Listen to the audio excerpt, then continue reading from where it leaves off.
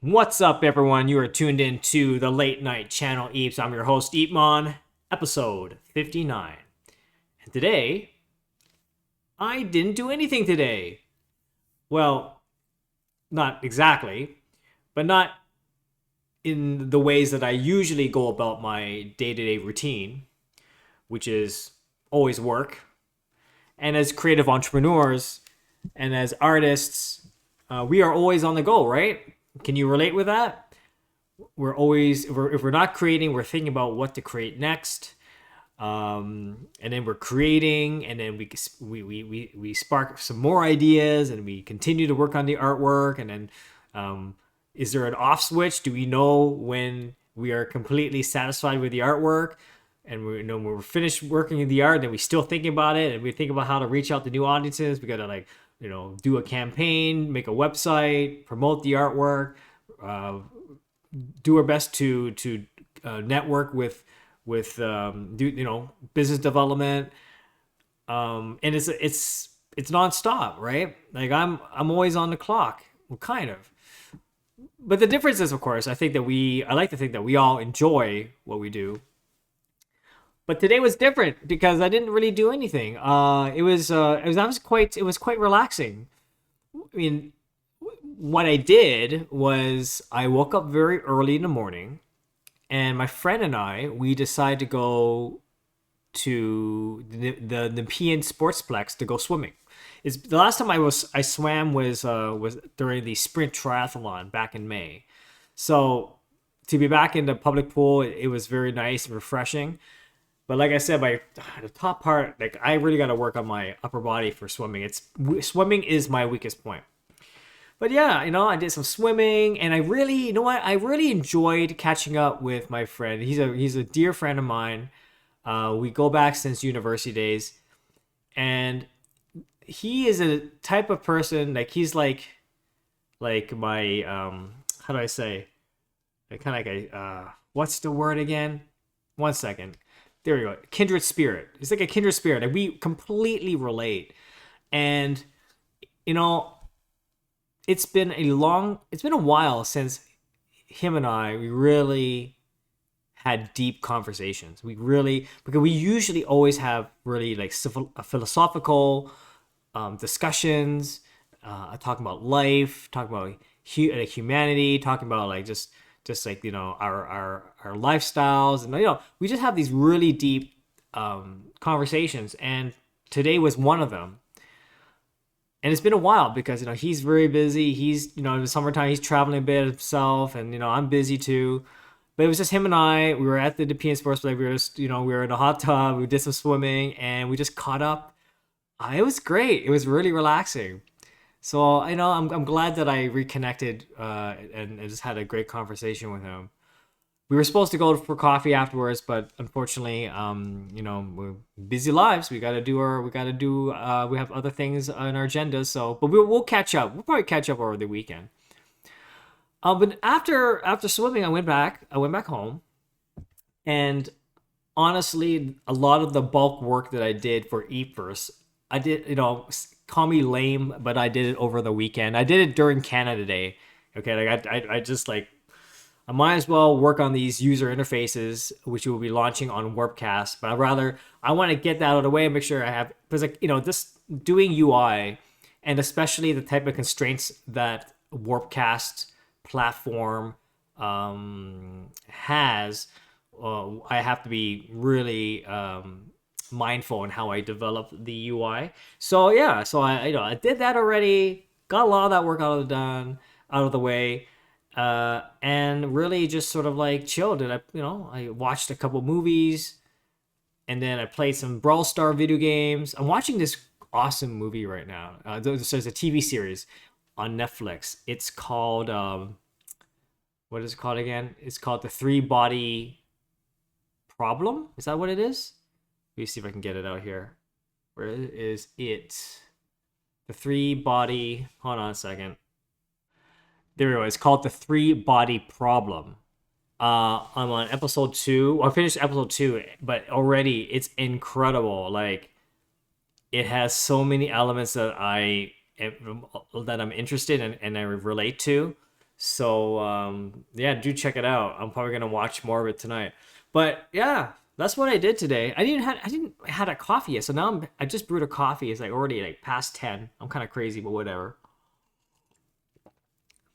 But it's summertime, and I have to tell myself, hey, it's okay. You gotta take some day offs, man. Like I've been working as a creator is nonstop.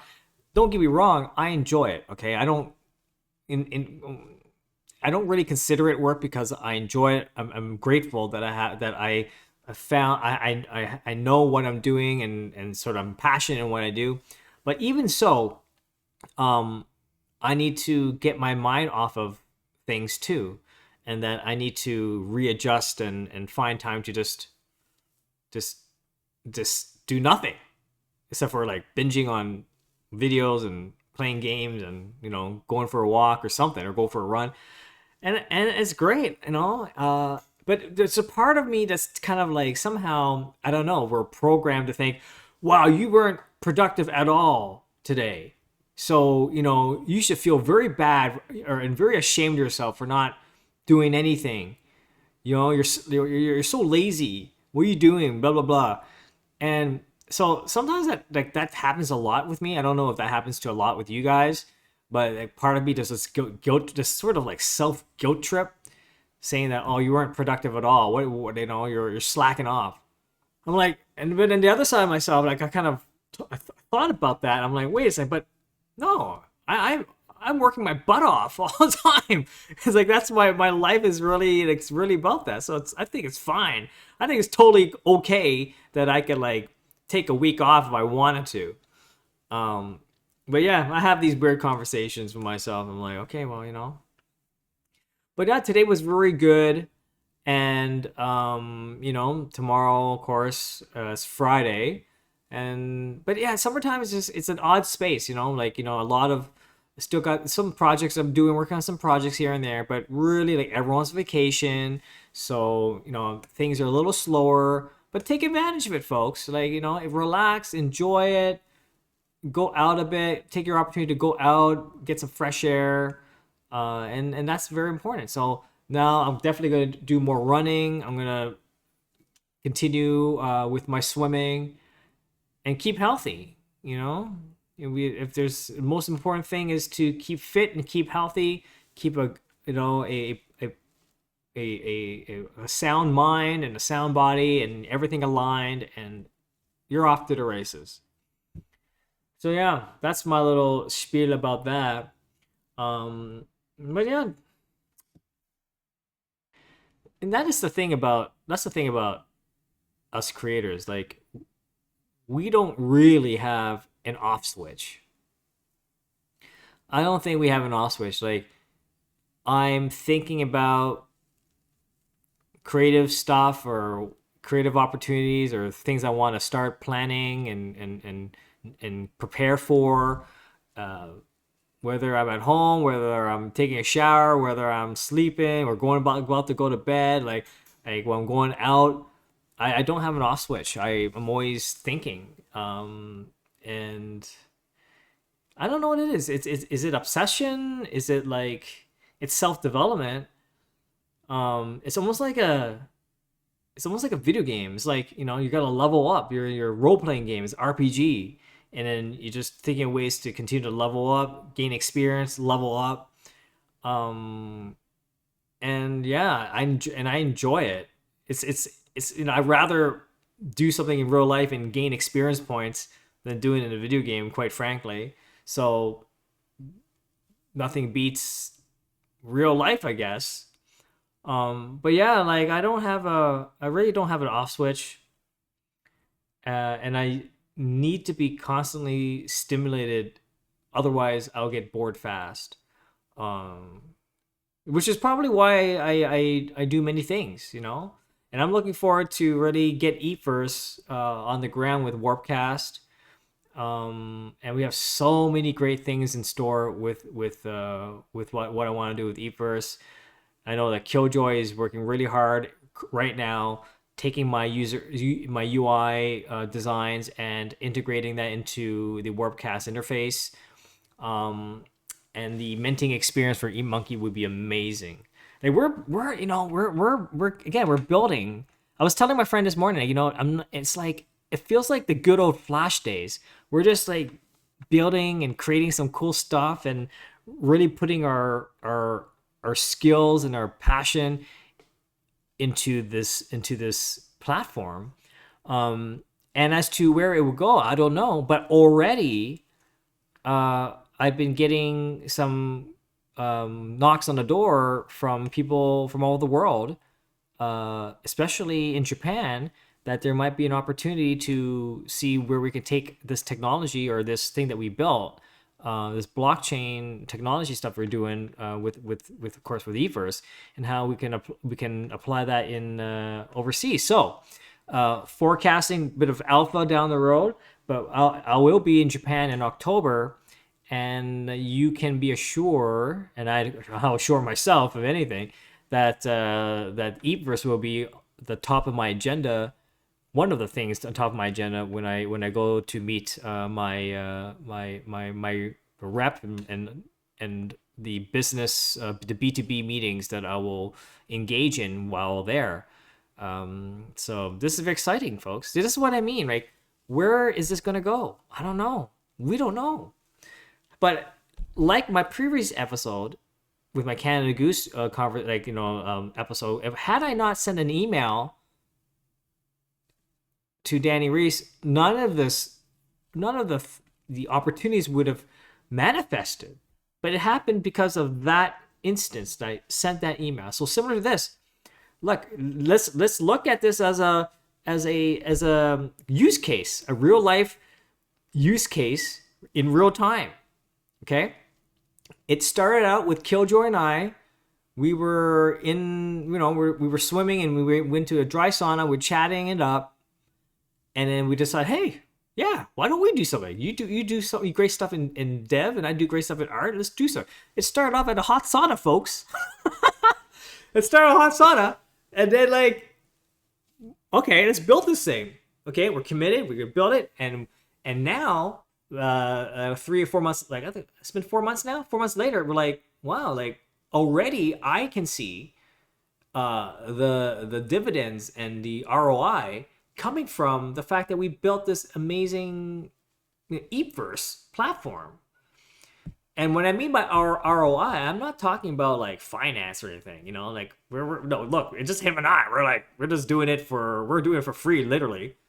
But the ROI I'm talking about is not the money at all. We're the majority is the community that we're engaged with, the technology and the platform that we're building is getting eyeballs for my existing network that are now interested in seeing how we can do something with what we have here. Right. So now I'm like, wow, these are new bridges. I'm reforming and reconnecting and establishing new connection and bridges to my existing clientele, to my existing network, and also new ones. That's cool, right? And there's more meat to the bones, and the a big more things to do and more things to prepare before I head over to Asia. So that's very, very exciting. And I already have next week I have a meeting with an institution here in Canada, very well respected, and they're interested in seeing how to involve Everse as well. So there's a bunch of meetings happening, but again, I don't know where it's going. Probably, maybe it won't go anywhere. That's definitely a possibility. But the signs are there, as I said. The signs are pointing to the fact that this is all part of the whole digital culture. That episode I talked about digital culture movement. We're in this. The signposts are saying, yes, what we're doing, what we're building is definitely in line with the trajectory of where society, where creators, where business, economics, opportunities, innovation are heading. So on that note, I feel good about that. I feel great. That's so cool. I'm part of that sort of wave of the new Web3 world, right? I'm not even talking about quantum. I'm not having to talk about, like I said, I'm not. Don't get me started with artificial intelligence and quantum. You know, as I mentioned, I'm also the associate creative director for Quantropy, which is a quantum cybersecurity company startup. I started with them back in 2020. Could you believe that? Almost, it's like 4 years, folks. Oh my god. But yeah, so I'm not a quantum scientist or physicist. We have the co-founder, Dr. Randy Kwong, chief scientist. He's the genius behind that. But my as an artist, as I told you, right, the diversification as a digital first, and my creation, like I can apply myself in different areas: fashion, comics, video games, Web3, NFTs, and even quantum technology. Um, so now I think about it, as a digital creator, it does make sense, but also it is sort of like a realization that, wow, well, hey, I'm involved with Web3, blockchain, and quantum technology, and a little bit of AI in that bucket. That's a pretty good how do I say, if there were like five major pillars: AI, robotics, IoT, quantum technology, and Web3 blockchain. If I have like 3 out of the 5, that's not bad. If I'm exposed to 3 out of the 5 currently, and yeah, of course, I mean, at some point, I would love to do something in the robotics world, but like that already has kind of created a pathway.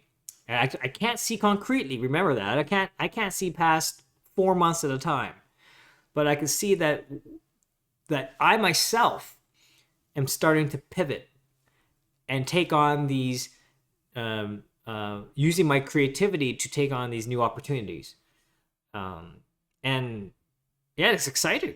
It's like, it's incredible. Like, you thought that quantum was like in science, in sci-fi. It's here, folks. It's right here.